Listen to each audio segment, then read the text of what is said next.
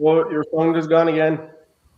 Oh, is that coming through? Good, you're good. Right, cut, rewind, bring on the sub.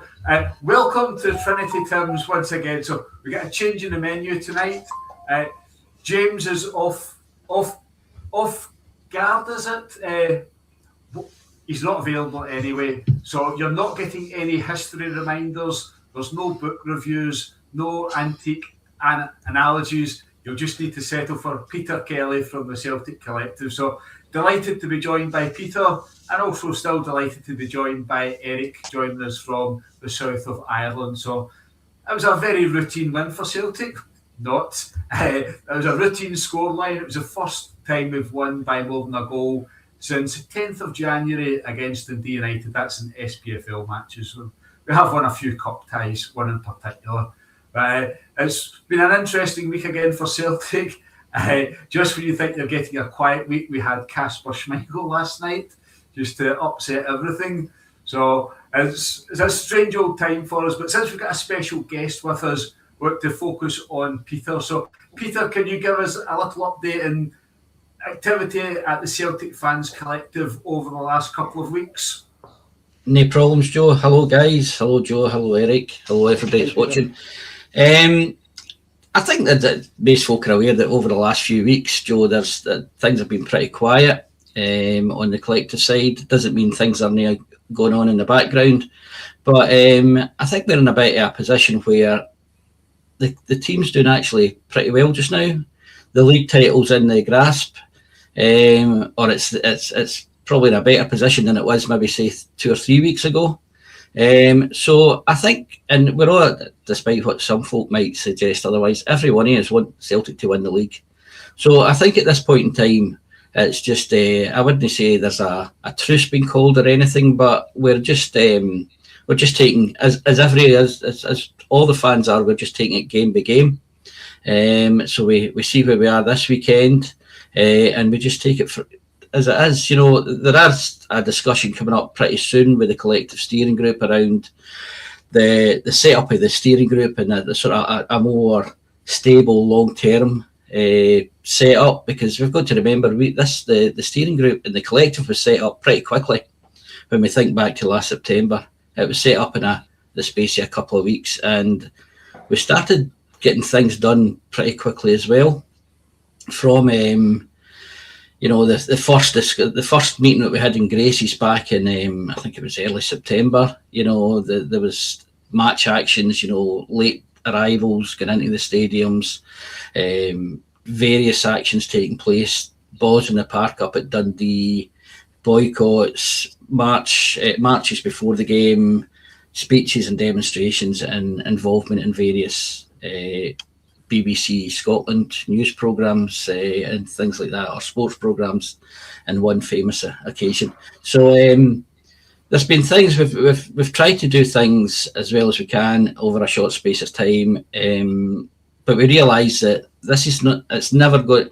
We always said it was never a short-term thing. This was a long-term campaign, and I think we're now at the position where we're thinking, right, how does the structure of the collective look long-term, and how do we ensure that everybody who's involved, from the organisations that signed up originally to individuals, get involved in a sort of democratic process. So that's one of the things we're looking at in the next couple of days. There's also the season book tickets up for renewal in the next month or so. I'd imagine the letters, the emails through the club will come out in the next 4 or 6 weeks, and about how we approach that. It's going to be something that's going to take a lot of discussion, a lot of thinking about, a lot of thoughts, take on board people's opinions as well. So season tickets are pretty an emotional attachment. You know, they're not just tickets for a game at football. You know, a lot of folk have sat in the same seats for years. It was the seats their grandads and their dads were sitting in. They know the folk around about them. So that's something we're going to have to think seriously about and take a range of views on. So, as I say, there are things going on in the background, but as far as match day action, we're just taking it game by game, and we're just hoping that the team keep winning. But the fundamental issues of the club are still there, Joe. You know, the issues and they will always be there. And I think this is what we've got to bear in mind. The actual team performing on the park is one thing, but the background of an interim chair, the largest shareholder who just seems to control everything, but yet it's pretty vacant from things.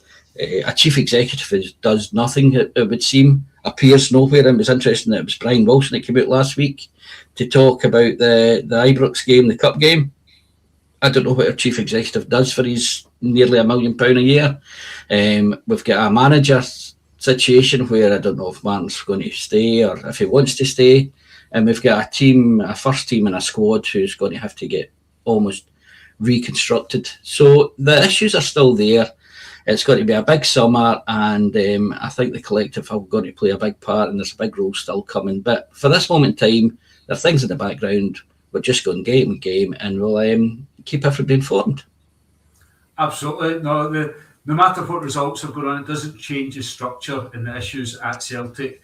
And no one should forget the incredible progress that the collective has made. Never in a million years did Michael Nicholson and Chris Mackay want to be meeting face-to-face with supporters at the start of October. Brian Wilson didn't want to be making calls every couple of weeks for unity and sitting around the table with yourselves, sitting around the table with the Green Brigade and various others. You've highlighted so much, and most of all, you've brought together over 400 groups, bandings of Celtic supporters. So nothing can be underestimated what you guys have achieved in a very short space of time, and it's wise to consolidate. If the results hadn't been going so well, you'd be getting inundated with calls for if we had another Wilfred Nancy spell. Thank God not. Supporter emotions are very much tied with results on the park, but I think most supporters know there's massive problems behind the scenes, and there's no sign whatsoever of preparations getting made for a summer rebuild. So, no. And I think we've got to think, if we think back 30 years, Joe, to Fergus McCann and Brian Dempsey and that, I mean, the actual club was in question then, you know, where the future of the club was. And that's why things were sort of slightly different to where they are today, because the club itself will still go. It's just how that club looks and how it's taken forward. You know, one of the things I've always said, and I've heard other folks saying it recently, and it's I don't want to claim credit for it, but I just want the club to be the best it can be. Yeah. And I don't know, I have no idea how that looks, but it certainly doesn't look like it does just now. So it's just about getting that club to be the best it can be, and we don't forget that in the background there are people who, I don't want to say are working against that, but they just don't seem to be able to want that same ambition for the club that the vast majority, I think, if not all the fans do. Yeah, I'll pass over to Eric very shortly, but since the collective came into being, we've had Celtic Supporters Limited and the very vague Willie hockey plan. So those things would not have been, it's unlikely to have appeared if it wasn't for the collective pushing at the door. But I'll pass over to Eric. He's never short of things to say. What's your feelings, Eric, on where the collective are just now and the state of play overall within the club? Yeah, well, I mean, we kind of touched on it briefly there before we came on live, and I think it's very important that one of our commenters said there earlier on in the comments that it's important for the next 10 games that the fans get behind the team, and that there isn't, I guess he's intimating that there shouldn't be any disruption for the remaining 10 games. And it's understandable that fans would feel that way too. But like I said, what we touched on before we came live was that in the midst of all this, look, there's a distinct possibility now, the way things have gone, that we could secure a double. We could win the Scottish Cup and we could also win the league title. And that is going to be a phenomenal achievement for Martin O'Neill against all the odds. And to, despite the what would you say, the handicaps literally that the board have put on Martin O'Neill, that if he comes out of that successfully and manages to secure a double, even if he manages to secure just a cup and we don't win it, it's still, no matter if he gets a trophy at the end of the season, it's going to be a huge achievement. And it's going to need to be recognised. And, it's going to send him down, and he's legendary as it is. It's going to just enhance his legendary status if he does this, if he achieves this. And I'm sure he's going to be driven on to do that. But I think having Peter on tonight, it is important that we don't lose sight of the problems, the underlying problems there are at the club. And they're not going anywhere. And you touched on it, Joe, and you touched on it there, Peter, as well. There is no preparation for what's coming down the tracks in a very short period of time.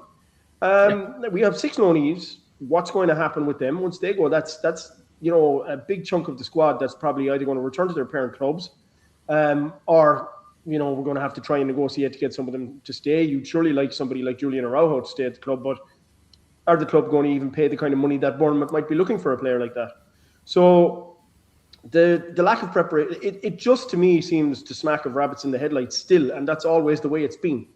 There doesn't seem to be any sort of reaction, and we're consistently listening to Brian Wilson coming on, waffling. That is all he's doing. He's just waffling consistently. And he talks an awful lot without delivering anything. And I think that epitomizes the problems at Celtic. I mean, whenever any of them talk, they don't give you any sort of confidence that there is an actual strategy or plan there for the future. So I suppose, Peter, one question I'd ask you, obviously we've got 10 games left in the season. We've also got, a seriously tight run in the league, and we're going to probably go all the way in the cup, if based on St. Mirren's form of late anyway. So, when the season comes to an end, does the collective have a plan to actually engage during the summer and continue, driving on in the summer and trying to, because the summer is actually going to become critical now, for the future of the club.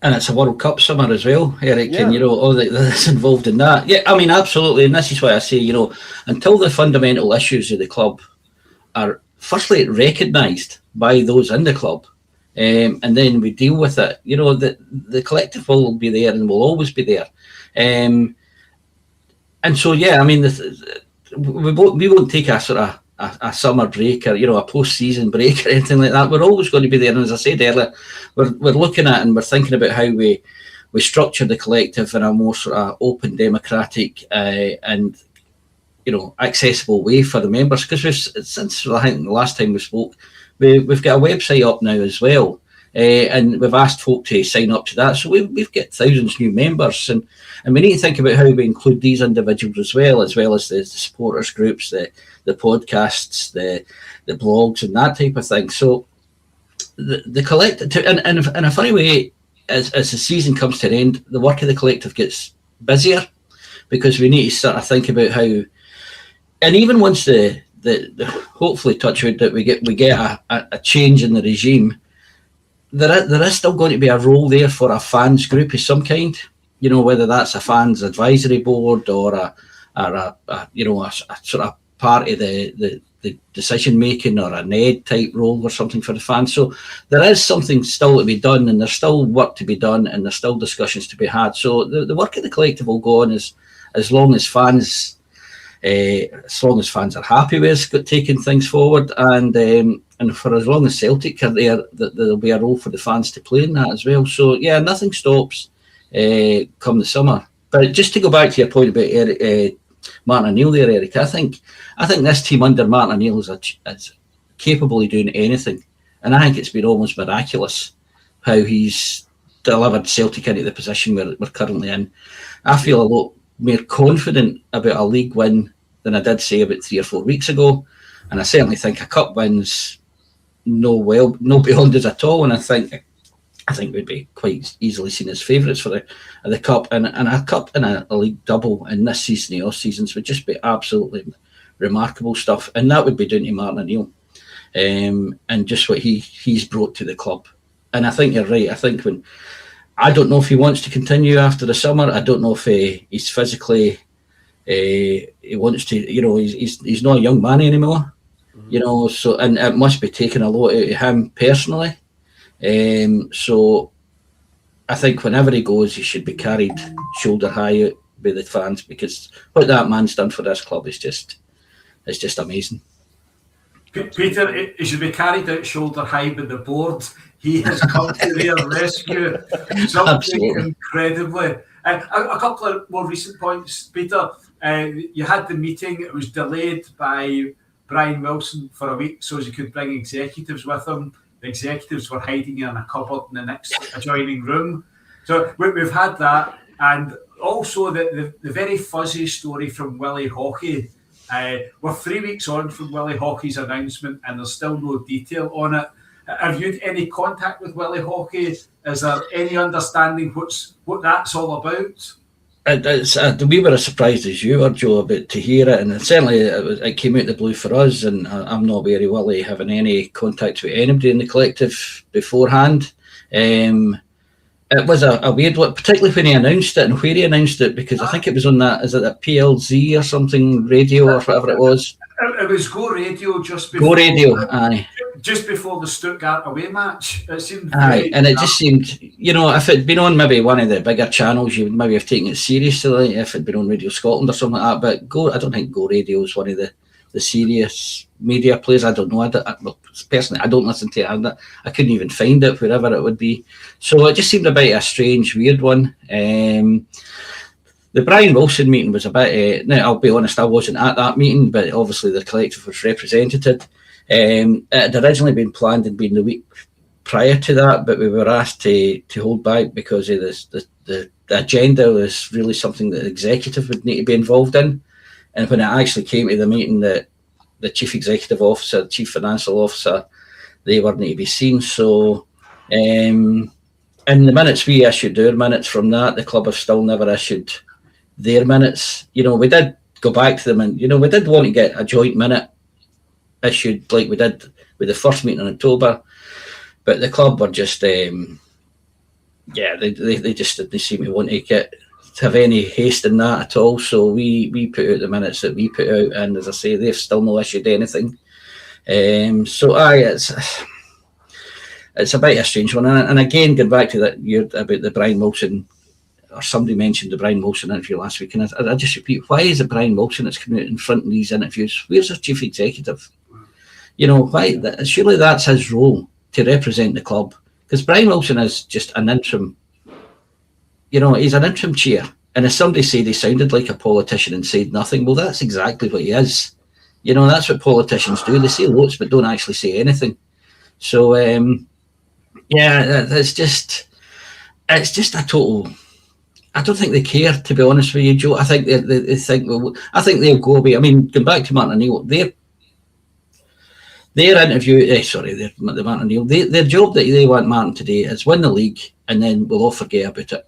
And there is a danger of that. If he can get the league won, then we get back to a nice title party again in May, and then we go into the summer a total mess. But that's not going to happen this year. No, if I can help it, no, if the collective can help it, because that's what's happened there the last numerous summers. We've seen the league, and then we've all sat and said, right, we're going to get this. Has got to be the summer. We'll get the players in for the Champions League qualifiers, and we ended up playing, midfielders at left back and things like that, And so it's. I think they just want to sort of keep the doors shut, they keep the windows shut, and they just get the league won, and then everything will be fine. But I don't think that's going to be the case this time. Yeah. Over to you, Eric. Don't want to be hogging it for myself. Your thoughts on the meetings, the minutes, the people that never turned up for the meeting, and how long it's all taken, and not producing minutes, etc., etc. Just it seems, well, we're coming up for, I think, 10 months since the last fans forum. That was our previous box ticking exercise for engagement. Just there's no willingness whatsoever on the part of the club to acknowledge it. I think they'll tell you, yes, mistakes have been made, but we've got no detail on what mistakes they'll admit to. Yeah, I mean, that seems to be the modus operandi all the time, to say that, oh, we've made mistakes and we're going to learn from them, but there's like nothing seems to be being learned, you know, so, and nothing seems to be changing. And just listening to Peter there earlier on, something that kind of struck me there, when he put the question, you know, why isn't the CEO coming out and talking, and why is Brian Wilson the man that's being, you know, put in front and center effectively to tell everybody everything? And I think it's just a case of Brian Wilson probably said once, look, I'm okay to talk. I'll talk to people if you want me to talk. And they've just stood back and allowed him to do that because, let's be honest about it, Michael Nicholson never spoke in the first place until he was kind of pushed into that position before Christmas with the whole Wilfred Nancy debacle, that he had to try and publicize that in the right way possible, in the best way possible. But I don't think Brian Wilson is a good guy to be having or to be using as a front man to come and talk to the fans, because he doesn't seem to. I've learned nothing whatsoever from Brian Wilson, you know, in any interview that he's had. So for me, it's it just seems to be let's find the best warm body that we can that will talk, and they have relied. I mean, James and you made the point when Martin came back after Wilfried Nancy left, that Martin was going to be a human shield for the board. And effectively, that is what he has done. He's been a human shield for the board. He has really pulled the club out of a dire mess, because it was in a dire mess when he came back after Wilfried Nancy had absolutely destroyed any momentum that we had. So what he has done, exactly as Peter said, is nothing short of miraculous. And if we win the double, it's going to be probably the biggest achievement any manager has managed to do at Celtic under the circumstances and under the, like, I mean, we've said enough times on the podcast itself that I don't remember as much turmoil at the club since 1994. So to come out of this season with a possible double would be a massive achievement and something that has to be celebrated. And yes, you're correct in saying that the board should be carrying out Martin O'Neill on their shoulders to thank him for what he's achieved for them, because he will have saved, at least they will think he will have saved their asses, but that's not the case. And that's exactly the momentum that Peter's talking about and needs to be kept going. That it's not the case that he saved their ass, you know, because I think the damage they've done is irreparable. I think come the summertime, I wouldn't be surprised if you saw one or two of them stepping down. The time has come, like, and I think what's vital, and I put this back to you, Peter, is the discussions tomorrow and what's going to happen with the season tickets, the season ticket renewal, and you know the approach to that. I mean, how do you like Joe said he reckons about 80% will you know uptake. Could you? I mean, 20% is still going to be a decent, like if you lost 20% of your season ticket renewers, that's a big chunk of cash for the club. And I mean, Dermot Desmond is all about money. So if the club keeps hemorrhaging money, and the club has to be hemorrhaging money in terms of merchandise, and if you lose 20% of your season ticket holders, that's a big number.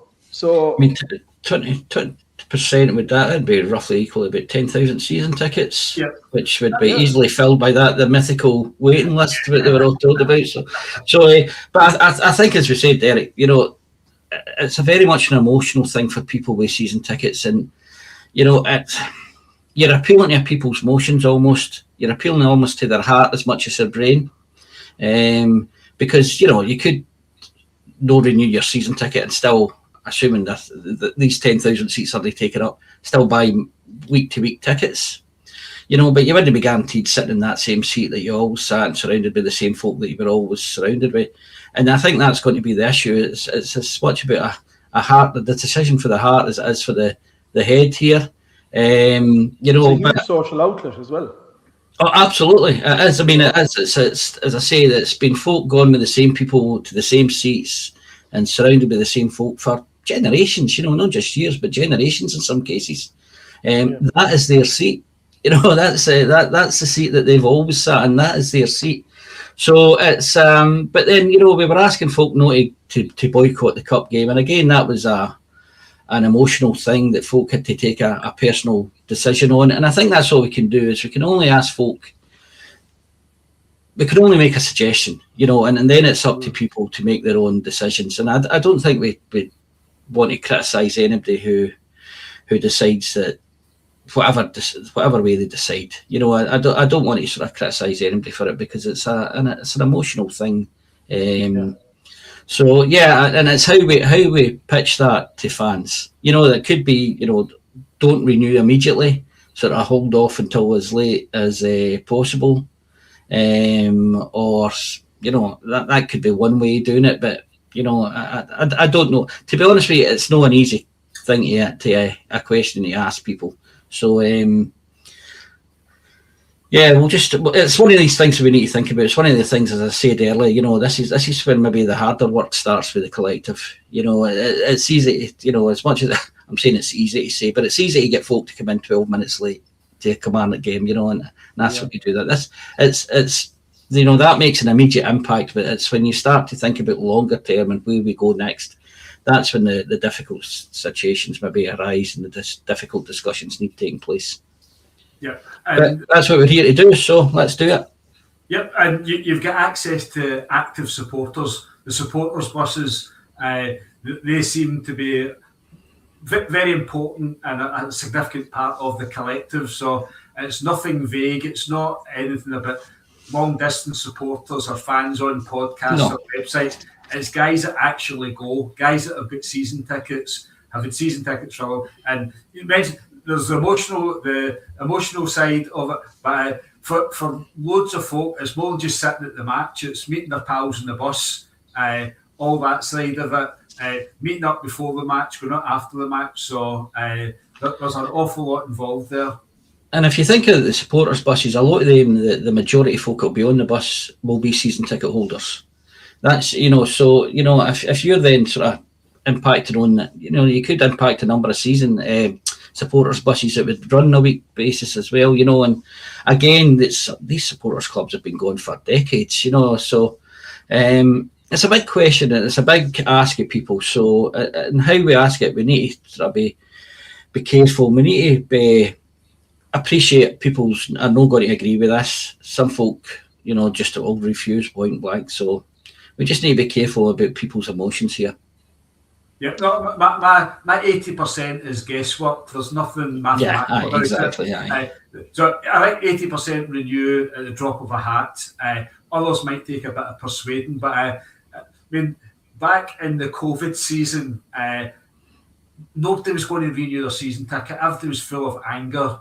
And then Ange came along, and it wasn't the most sophisticated charm offensive, but Ange seemed like a decent guy, and he seemed genuine. And equally, folk had been locked away. They hadn't been at Celtic Park for more than a year. I think 15, 16 months for a lot of people. So that was an even more emotional decision to when they give up their season ticket. And overwhelmingly, everyone bought up their season tickets. They'd watched a stream the previous season. There was no apology. There was no thank you from the club. No. I think you get a £50 discount off the Celtic shop. They know the heartstrings to tug at. Yeah, exactly. That's what I was going to say about that COVID season. Folks still put their hands in their pockets and paid for a season ticket, knowing that they'll never get there to watch matches. And what they got was a bad stream through Celtic TV and a £50 discount in the store. So you still had to go in and spend money to get your discount, so it was like, so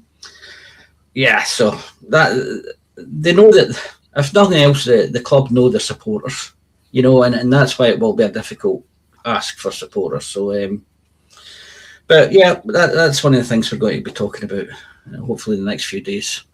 On a slide, you go, Eric. Yeah, just while I have it in my head there, one of the commenters there made a point about the Not Another Penny campaign. That has to be hitting hard, Peter. I mean, that has to be hurting. Another came on there and said that they met somebody who worked in the superstore and that they're basically saying that they're not. There's no overtime. It's got to the point now where Adidas must be asking questions. And when you're risking a contract like that, and a contract which has been very lucrative for the club, in terms of the amount of merchandise that they've managed to sell, if you're putting a kind of contract like that at risk, surely be to God, somebody up, in the hierarchy has got to say, look, we've got to start doing something you know. Well, you saw in the last interim accounts that went out a couple of weeks ago there, Eric, where they sort of, you know, they didn't put in a merchandising amount, you know, that it was sort of fudged with other figures there, that so you couldn't identify exactly how much merchandising had made and therefore how much had lost since this time last year. And it's lucrative for the club, and I'm sure it's lucrative for Adidas as well, being involved with Celtic. So, yeah, I mean, it's not a penny more continues, and it'll continue as long. And again, thanks to everybody that partakes in that. You know, it's hard to walk by the big shop in Queen Street or this superstore at the stadium and not get your pie and your ballful, whatever it is, when you're sitting there. You know, it is a hard, because again, that's all part of the experience of going to see Celtic. You know, that's what folk have been doing for years as well. Obviously, I'm in Edinburgh, but every time I used to go through to Glasgow for meetings, I would always get it was when the shop was in Argyle Street. That was always something I would do, and more than often than not, I would actually come out with something, whether I wanted it or not, or whether my wife said I could get it or no. But that's the rock and roll rebel that I am, you know, that I can just buy stuff. So, it's part of the sort of makeup of being a fan, going to the games. It's going into the shop, looking, you know, buying stuff. Go and get a pie, getting a pint, or getting a pie and a ball I don't think there'll be pints much getting served anytime soon, right enough after a couple of weeks ago. So, it's but folk have bought into this. You know, if they've not bought into the merchandise, they've bought into not a penny. Again, thanks for that. But it must be impacting on their accounts, and somebody must be sitting saying, you know, what's going on here? Can we really justify losing this sort of money? And of course, this year there'll not be the Champions League money to be added into the pot as well. So it's really going to impact on the accounts. And I'm not an accountant, so I couldn't tell you how that's going to shape up. But I think it would someday. If you're the chief financial officer, you must be getting questions asked of you, and it would hopefully you're asking questions. Yeah. Not another penny's working great. Anyone have a look at the Celtic store. There's incredible discounts there. Before Christmas, I found a Lewis Palmer scarf for 72 pence. So I don't know if that's a reflection on not another penny or if it's a reflection of Lewis Palmer. But there's no doubt you've had an impact. Peter, personally, how has it been for you over the last few months to find so many people like-minded, very frustrated, and finally wanting to do something to improve Celtic and to make the club, as you suggest, the best it can be? There's no target. There's not a Champions League last 16, Champions League last 8. All you want is Celtic to be the best it can be. How's it been for you finding that there's so many other folk out there of the same mindset?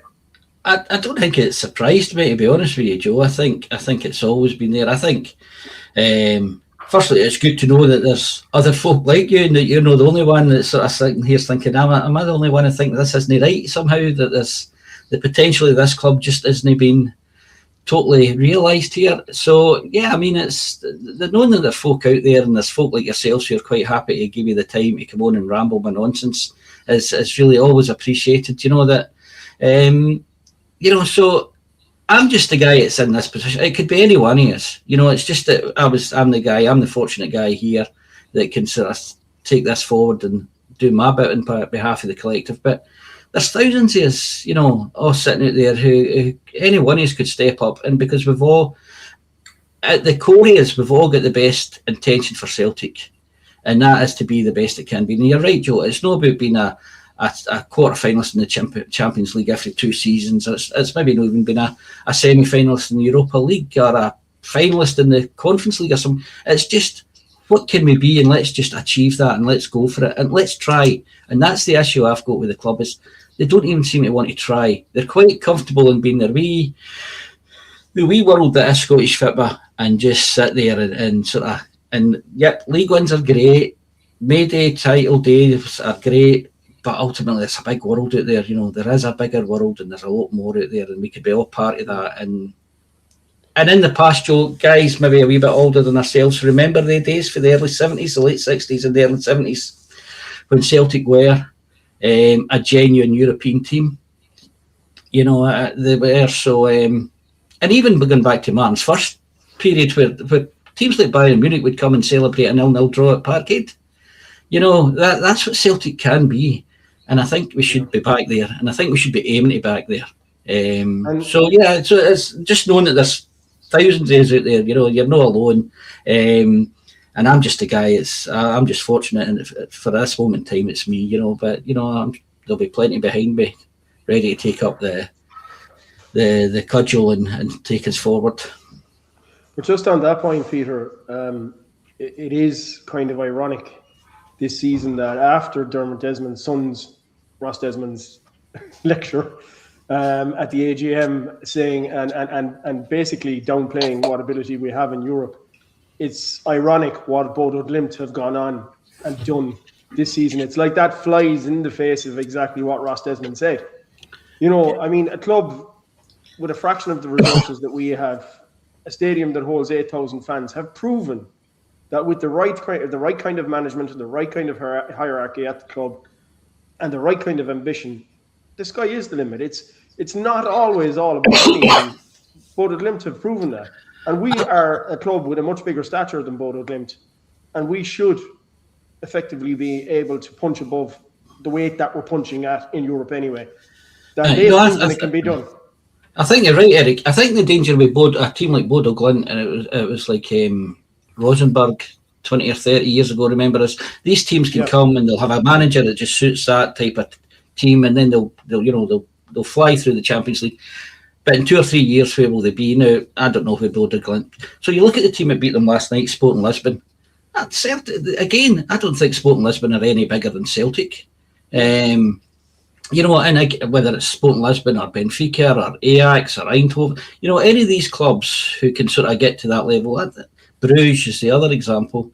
You know, I don't think we should be sort of looking at Bodo Glimt only, but we should be looking at, last time I was in Lisbon and we went to the Sporting Lisbon Stadium, and, you know, it's built in a wee shopping centre. You know, there's a shopping centre underneath it and half the shops are shut. You know, they were closed in. You know, I don't think there's a great deal of money at Sporting Lisbon. And I appreciate, you know, they're in Europe and they get access to the South American leagues, and it's you can't quite, but they're in the quarterfinals of the Champions League. You know, can any of us name a Sporting Lisbon player? Do we know who the manager of Sporting Lisbon is? I don't. You know, so there's models of clubs out there that we could easily sort of mirror ourselves against, but they don't want to do that because it just shows us up for the small-minded club that we are. Yeah. Well, last season in October, Sporting Lisbon lost their manager to Man United. Didn't upset them the slightest. Look at the chaos we've had losing a manager in October. So there's so much there. But we'll try and turn to a football subject now. It's not so much football, it's Casper Schmeichel. I mean, that is one incredible story. It might cover quite a few failings within Celtic Football Club, but every aspect of that just seems madness. I mean, from last March when he got his injury, Sinisalo came in, did okay. Schmeichel came back, played one game. Sinisalo got another game. Schmeichel in for the cup final, but unbelievably, a guy carry a goalkeeper. I mean, an outfield player might manage it, but basically, a goalkeeper's been playing with a bad shoulder. He's not with full mobility, and 4 different managers have selected him. The medical team haven't seemed to highlight anything. The goalkeeping coach seems to be comfortable with it. It's hard to get my head around it. I'll turn to you first of all, Eric. What's your take on what on earth is going on? I mean, Wilfred Nancy cost us a lot of points. You can also say the same for Casper Schmeichel. The goals that we've been losing, surely somebody, and there's been silence from the club today. If he wasn't on an American TV channel last night, we'd all be in the dark about this. So what's your take on the Schmeichel events in the last 24 hours? Well, like obviously the comments that he made are shocking, and the fact that he wasn't willing to mention the club in those comments, you know, that he didn't acknowledge his employers, to me seemed very strange. It was just a strange approach entirely, the way he spoke about this. But you look back to the Aberdeen game in the cup final and that goal that he conceded, and I mean, even back then, you could see that something was wrong. And there has just been a pattern throughout this season of concession of goals that a keeper in his prime or a keeper without, as we know now, clearly he was carrying an injury and he wasn't able to reach balls that keepers normally should be able to reach. We discussed last week on the podcast how commanding in the box Viljami Sinisalo was in comparison to him, how Sinisalo was inclined to come and collect every ball that came in from a height, whereas Schmeichel would be inclined to punch a ball out rather than actually catch it. And all of these patterns that you could see, from Casper Schmeichel, it makes sense now. When you're carrying an injury like he says he had, you're going to be guarded and wary of running into a melee or running into, a clutch of players to get to a ball. All of those, you become more inclined to be protecting yourself rather than throwing yourself at everything that you should, like a goalkeeper would in his prime.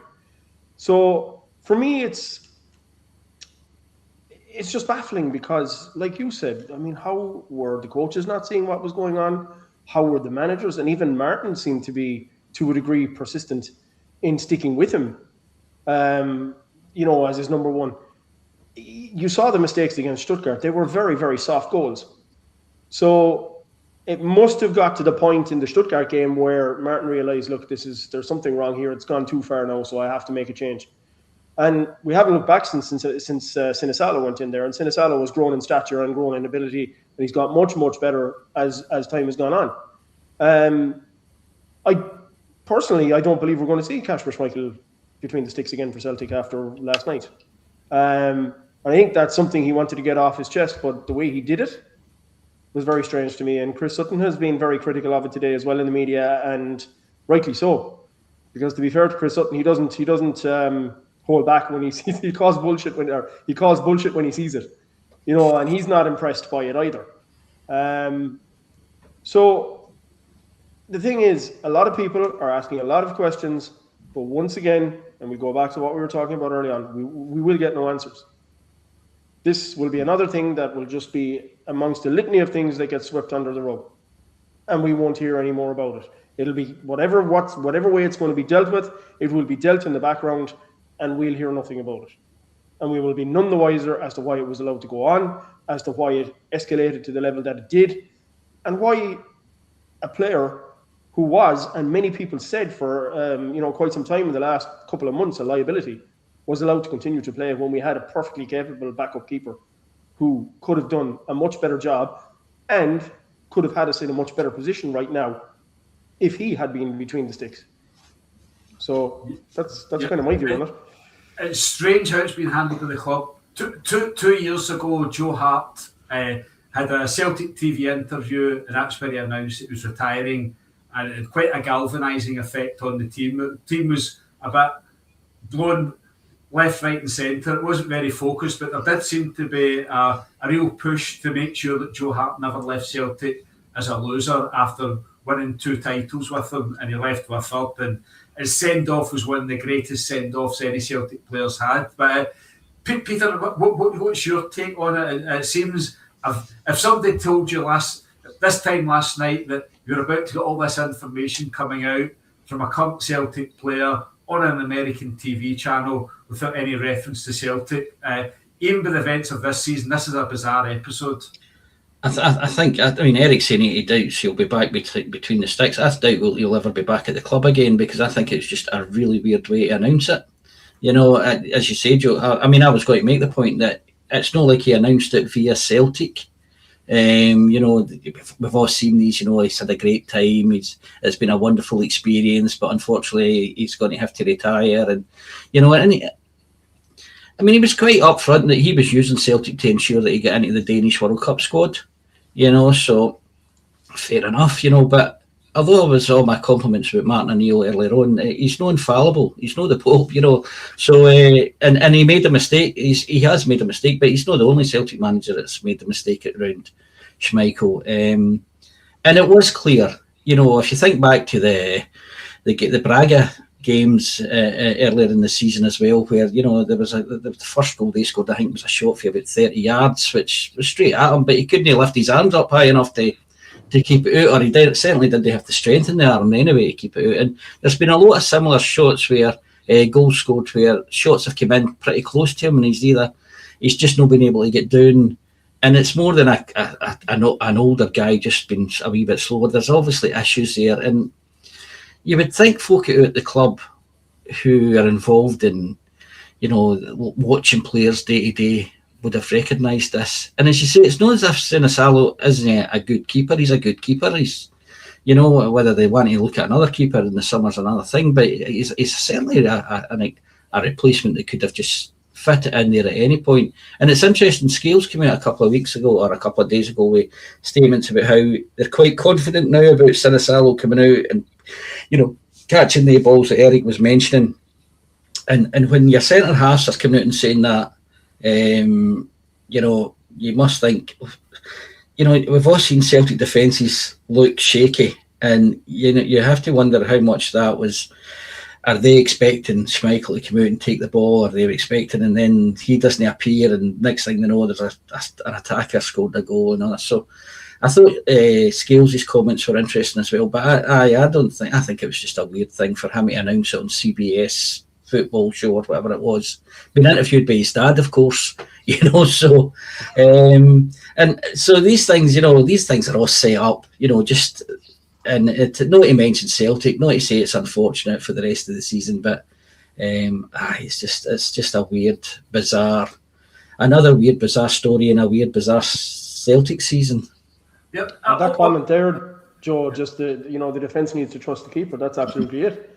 They didn't trust Casper Schmeichel. They do trust Sinisalo, and you can see that straight off. The way they defended in the game against Rangers at Ibrox, the defence was so organised, and they trusted Sinisalo totally, and that's why we ended up not conceding any goals, because of the way they were in sync with each other, and you could see that. Yeah. Martin O'Neill's been very diplomatic on it. As recently as Friday, he was discussing Schmeichel and possibly being back involved again. And then on Friday evening, the Danish website made the full story about how he wouldn't be involved in the World Cup qualifiers. And I think then he'd been told it before weeks rest. And there's no reaction from the club to that. So Schmeichel was talking to Danish TV at some point last week. It was published on Friday. And then he was speaking away to American TV last night. So it's one of the minor things, but it's another issue that the club needs to get on top of. And if you listen to what he's describing his injury, it's not a minor injury. He basically sort of that whole shoulder's destroyed and all the muscles round about. And this hasn't just happened in the last 3 weeks since his last game. That's just been there since before last season's cup final. So it's probably been there for at least the last year. And yet he still played the vast majority of games for us this season. So it's just a weird thing. And I think that whoever the Schmeichel, he's selfish. Yeah, he's only cared about Casper Schmeichel. He came in, he saved, he didn't save, and he's left, and that's it. He's no Joe Hart then, as you say. Yeah. I mean, it's a shame that someone's career comes to an end. Last season in the Champions League, it was fantastic for us. He had an outstanding game away to Atalanta. He saved us from real humiliation in Borussia Dortmund. He saved from Red Van Yilmaz to win us our 119th trophy. So he did some great things last season, but there's playing through the pain barrier and just getting silly about things, and he's been silly about it this season. Now, continuing on our footballing theme, I'll give you the first bite of this one, Peter. What was your take on the Motherwell match and your expectations for Tannadice on Sunday? Motherwell, I thought Motherwell played well. I mean, there's a chorus growing up for about the Motherwell manager being a potential Celtic manager. I don't want to see that at all. I think give the guy another season at Motherwell and we'll see how good he is, But I thought Motherwell would, took the game to Celtic. I thought it was an entertaining game. Ultimately, we got the better of them. How beaten he's at challenging the box and doesn't give a penalty kick when he's staring right at it, and then takes his time. When he's standing, you can almost see him asking, but do I really need to give this? Do I really need to give this? I think eventually we got the better of them. We got. You could see at half time O'Neill's changed it a wee bit, and he's done something. He's got them a wee bit more sitting, because Motherwell had loads of space in the first half. When they were getting, that's what this guy works on. This God, sorry, I can't remember his name now. The Motherwell manager, Askew, yeah. You can see that's what he works on. When they get the ball and sort of breaking quite quickly, and Celtic played into that a wee bit in the first half. Celtic midfield's as slow as a week in jail. It is. I'm as mobile as a Celtic midfield. So there was plenty of space to run into. But I think at half time, O'Neill got a wee bit of them. You got them together and changed it a wee bit. I think Hatate's came onto a game over the last couple of weeks, and I think he makes a big difference to Celtic. So yeah, I think when we sort of sussed them and we managed to take advantage of the extra man, and then it was about a comfortable win. Probably more comfortable than I thought it was going to be, but played us Motherwell. I can't see Peter. You blind us? He played us off the park. He won't be at Motherwell next year. Well, maybe he's no, but I hope he's not at Parkhead either. So we'll take that. But this weekend, it's just I'll take a 1-0 win the new Joe. It's game to game. You just take the game to game. I saw Dundee United the other day playing Dundee. I watched that, and they're 2-0 up, getting into like 92nd minute or something like that, and they end up drawing 2 each. So, and I don't think they're really. I think there's chances of the top 6 are now almost bit gone. So, it's still going to be a difficult game, of course it is. But as I said earlier on, I think this Celtic team under Martin O'Neill's capable of anything. Including getting beat, by the way. So I think for all that they're lacking ability, they make up for in heart and just drive and determination, and that'll get you so far. But I'll be confident. I think we'll win. So the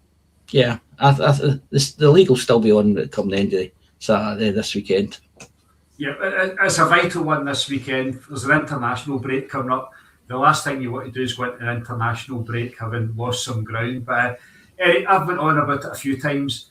We don't have 2 wingers, but we're forever starting every match playing 4-3-3.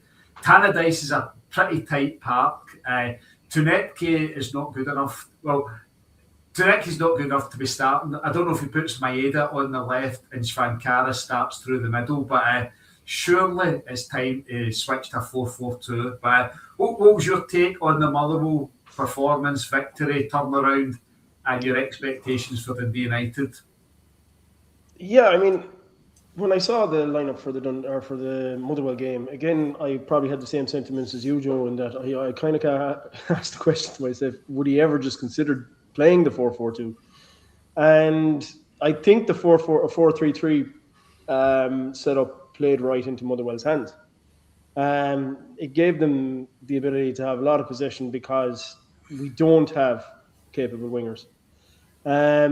So, I mean, my overall view of the game was that we seemed to be able to absorb what they were throwing at us in the first half, bar that mistake, which cost us the goal. But outside of that, we seemed to be able to absorb it. And Martin did tweak things at, coming into the second half, and we immediately saw the difference that made.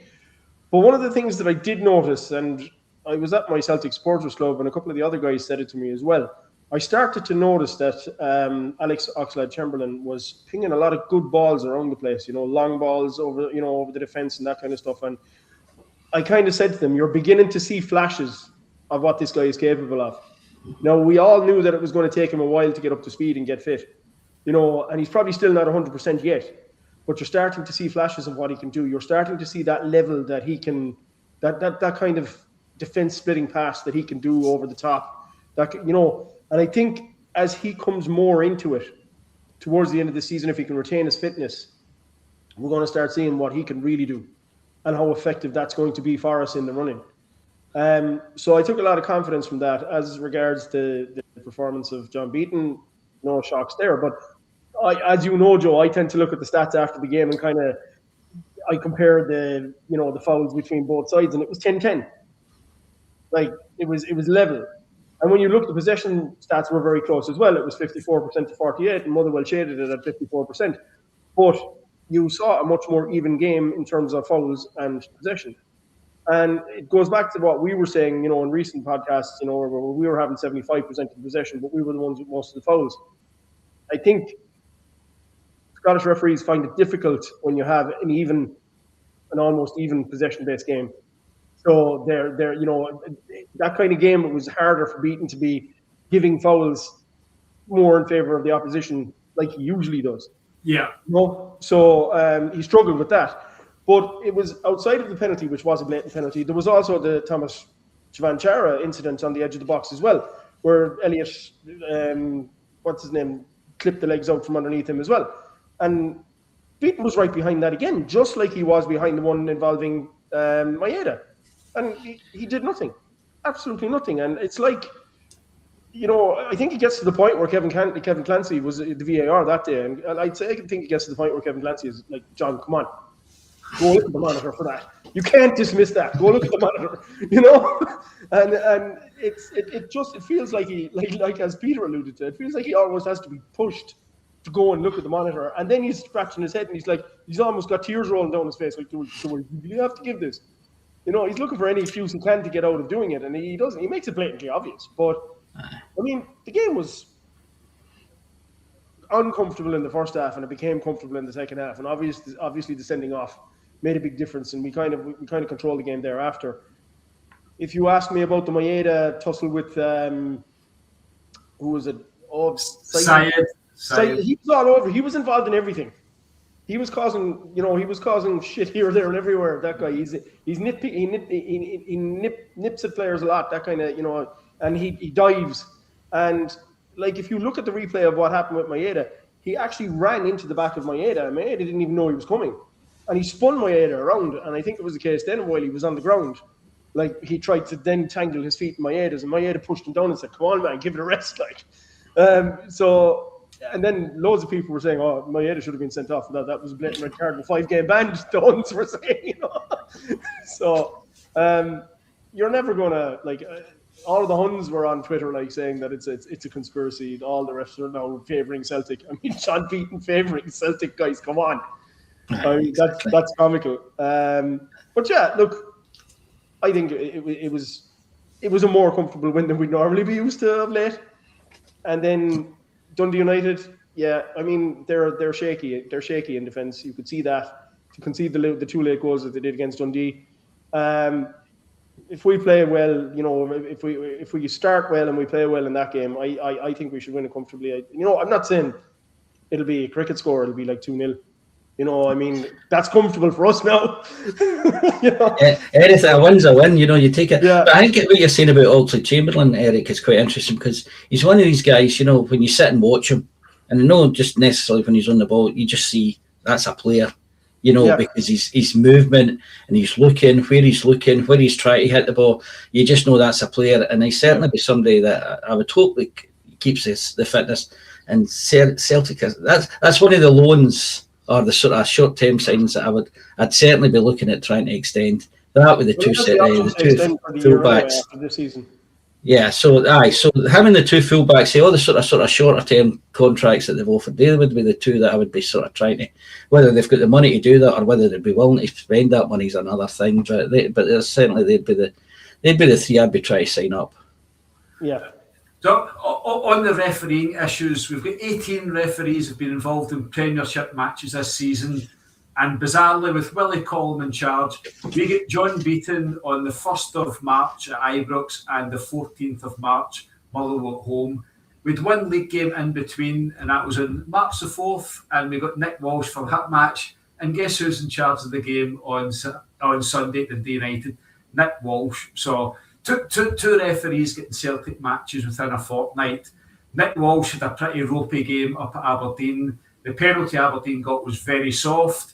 There was the attack on Kieran Tierney that only got a yellow card, and there's a very clear Celtic penalty claim just before half time. So we know what to expect on Sunday. But since we've got a special guest with us, Peter, if you can give us a little sign-off, let us know what the Collective's doing and what fans can do to back the Collective.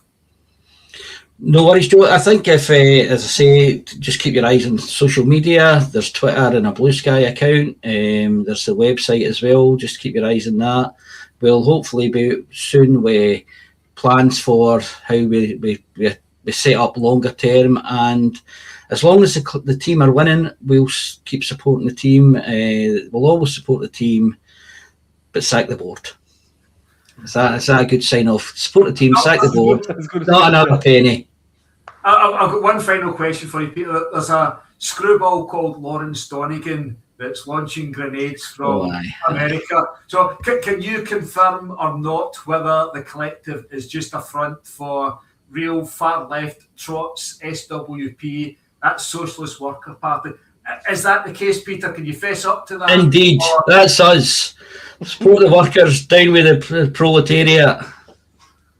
Fair dues, can't say any more than that. Thanks a ton, Peter. We'll be back to our usual slot on Mondays next week, and we should have James back for some film reviews, digs into history, and all the rest of the magic that he brings with us. So thanks a lot, and give us a thumbs up, comment, subscribe, and all the rest. Thanks, Peter. Cheers. Cheers, guys. See you later. See you later. Ta-da. Bye.